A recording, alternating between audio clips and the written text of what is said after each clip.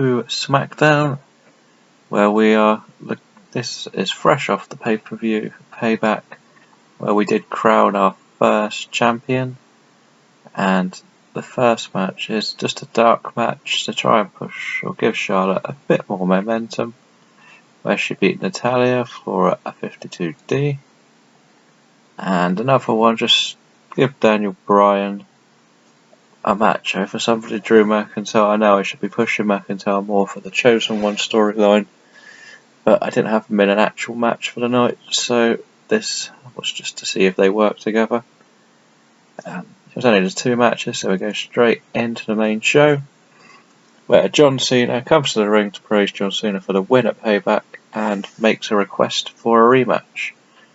Rollins' music hits, and he comes to the ramp to tell Cena that he's got to get to the back of the line, as now Daniel Bryan is the #1 contender, and John, you've got bigger things to worry about, and the Chosen Ones surround the ring before beating down John Cena.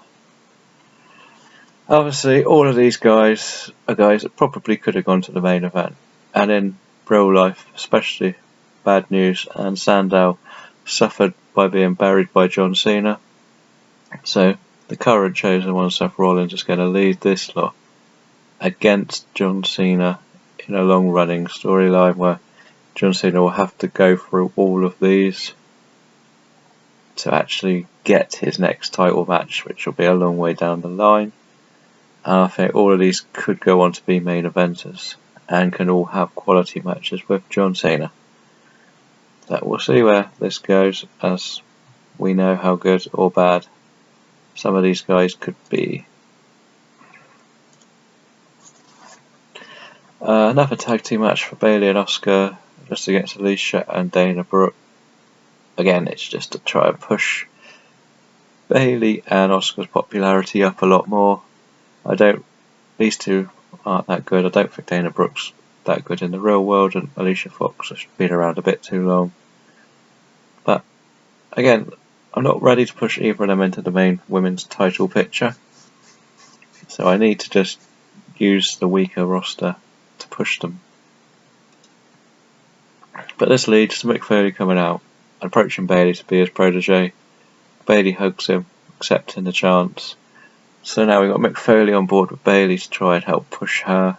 Also we have Adam Cole with Edge, and each GM needs to have a protege, and SmackDown's the only ones that have them so far.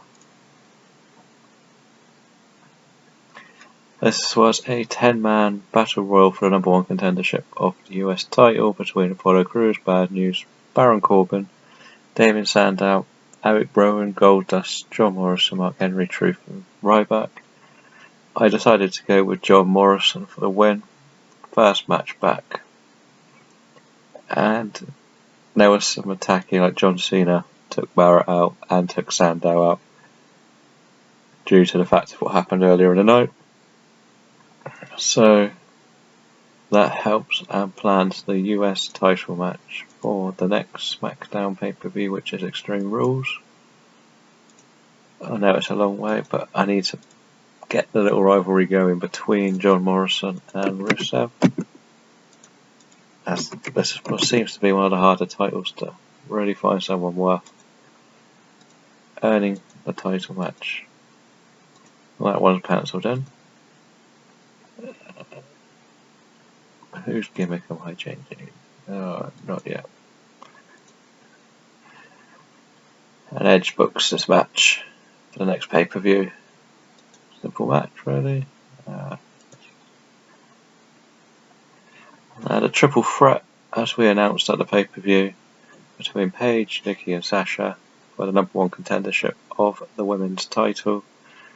And I've gone for Paige for the win here. Obviously we can go ahead and book this match in as well.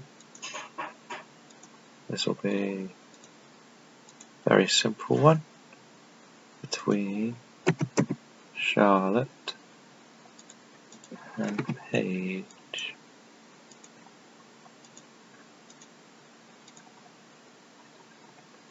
I'm not sure if I'm going to go for a Paige win, but after the match Charlotte enters the ring, cheap shot of Paige, screaming that she'll never take her title. Again, another simple one just to try and push them both a little bit more. Big Show versus Sheamus. I just don't know what to do with these two. They're technically in the World Championship because they both lost in the final round, but they're difficult to really plan anything for. So 69 is a good rating. Edge introduced Adam Cole, telling everyone how good he's going to become. So, as I said before, we're trying to push both Adam Cole and Bayley now. And Adam Cole gets an easy match against Baron Griffins, which is Mason Ryan.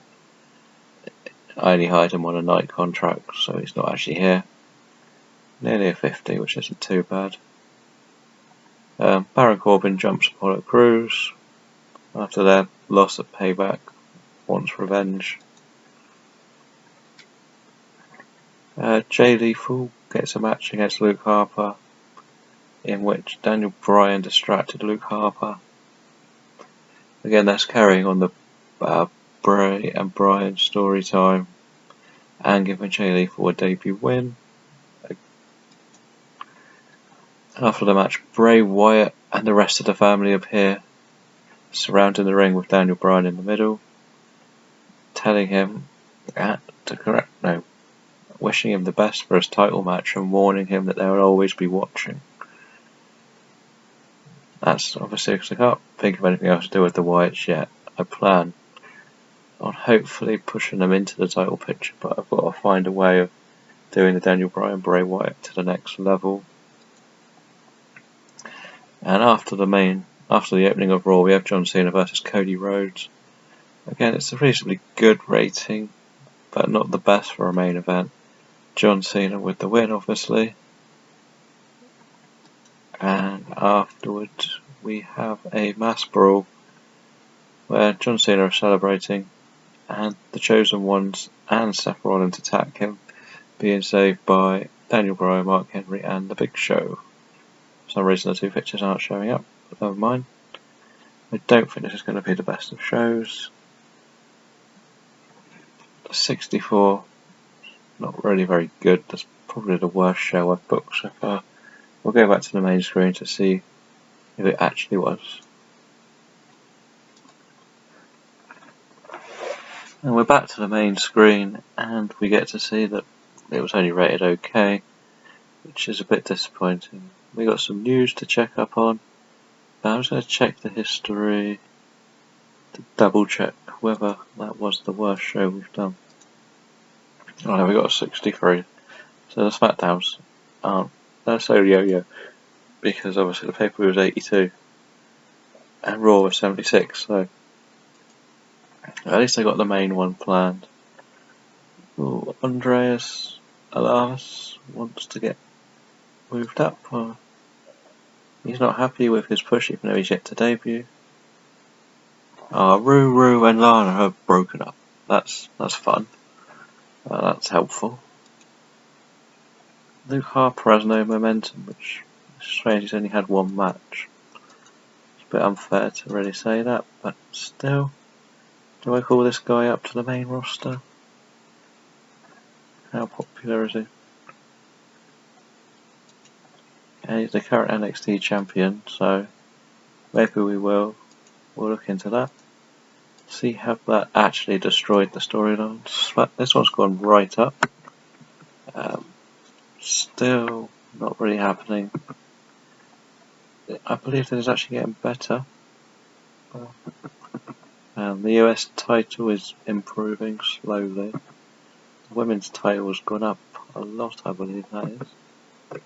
The world title one has just tanked after Smackdown, which is terrible. And the Wyatt time has suffered, which is not helpful at all. We've only got one good storyline at the moment. That's not helpful. That one worked quite well. So Shockwave's going to have to come to the rescue here. That'll do for this round of Smackdown, and the next one will be Shockwave. Come back to see where this one goes, and hopefully something good will happen this time.